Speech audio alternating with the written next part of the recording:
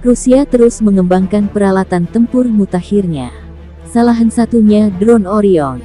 Drone ini memiliki kemampuan tempur mutakhir. Orion diklaim menjadi salah satu drone terbaik dari Rusia. Orion yang memiliki varian ekspor Orion E diklaim bisa menyamai kemampuan tempur pesawat tempur.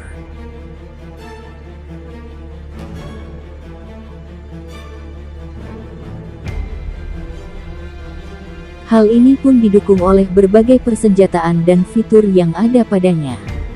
Bahkan, Orion diklaim bisa mengungguli drone tempur Bayraktar Turki dalam 3 parameter utama.